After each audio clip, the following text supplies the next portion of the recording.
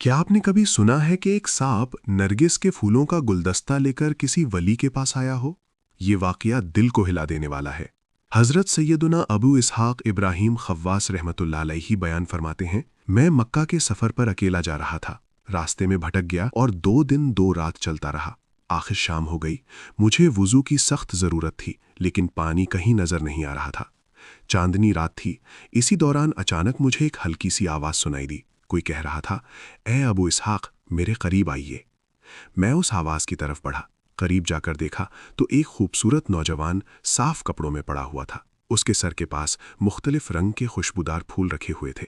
मुझे बड़ी हैरानी हुई कि इस सुनसान रेगिस्तान में इसके पास फूल कहाँ से आए। वो रेत पर पड़ा था और हिला भी नहीं सकता था। उसने मुझे देखकर कहा, ए अबू इसहाक, जब मेरी मौत का वक्त करीब आया तो मैंने अल्लाह अज़्ज़ा वजल से दुआ की कि मेरी वफ़ात के वक्त अपने औलिया में से किसी वली की ज़ियारत नसीब फरमा दे। फिर उसने बताया कि एक गैबी आवाज़ आई, तेरी वफ़ात के वक्त अबू इसहाक खव्वास की ज़ियारत होगी। उसने कहा, मुझे यकीन है कि आप ही अबू इसहाक हैं और मैं आपका इंतज़ार कर रहा था।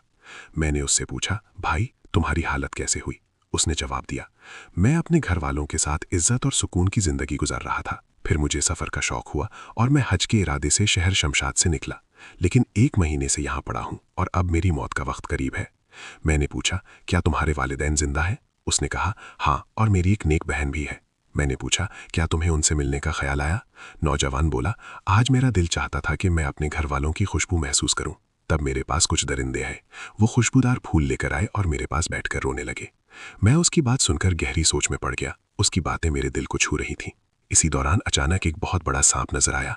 उसके मुंह में नरगिस के फूलों का एक खूबसूरत गुलदस्ता था। मैंने अपनी जिंदगी में इतना खुशबूदार और खूबसूरत गुलदस्ता कभी नहीं देखा था। सांप ने आकर वो गुलदस्ता उस नौजवान के सर के पास रख दिया और फसीह जुबान में कहा, ए इब्राहिम, अल्लाह के वली के पास से वापस चले जाओ, क्योंकि अल्लाह ताला गयूर है। ये मंजर देखकर मेरी हालत अजीब हो गई। मैंने जोर से चीख मारी और बेहोश हो गया। जब मुझे होश आया तो वो नौजवान इस दुनिया से रुखसत हो चुका था। मैंने इन्ना लिल्लाहि व इन्ना इलैहि राजिऊन पढ़ा और कहा, ये बहुत बड़ी आजमाइश है, मैं इसका गुस्ल और दफन का इंतजाम कैसे करूंगा? फिर अल्लाह ताला ने मुझ पर नींद गालिब कर दी और मैं सो गया। जब सूरज निकला और मेरी आंख खुली तो मैं वहीं था, लेकिन वो नौजवान कहीं नजर नहीं आ रहा था। उसका कोई निशान भी बाकी नहीं था।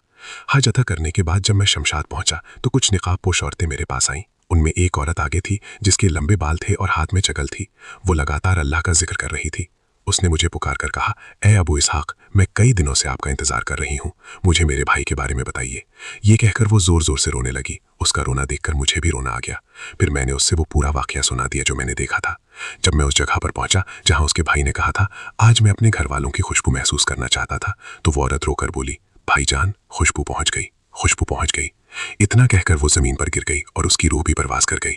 उसके साथ ही औरतों ने मुझसे कहा, ए अबू इसहाक, अल्लाह ताला आपको जज़ाए खैर अता फरमाए। जब उस औरत को दफन कर दिया गया तो मैं उसकी कब्र के पास रात तक खड़ा रहा। उस रात मैंने ख्वाब में देखा कि वो और उसका भाई एक हरा भरा बाग में खड़े हैं और दोनों कुरान की ये आयत पढ़ रहे हैं, लिमिस्ली हाज़ा फलियामलिल आमिलून। सीख, ये वाक़या हमें ये दर्श देता है कि अल्लाह ताला अपने नेक बंदों को ऐसी इज्जत और मकाम अता फरमाता है जो इंसान सोच भी नहीं सकता। इसलिए हमें दुनिया के साथ साथ आखिरत की तैयारी भी करनी चाहिए। अगर ये वाक़या आपके दिल को छू गया हो तो कमेंट में ज़रूर लिखें, या अल्लाह हमें भी नेक अमल की तौफीक अता फरमाए।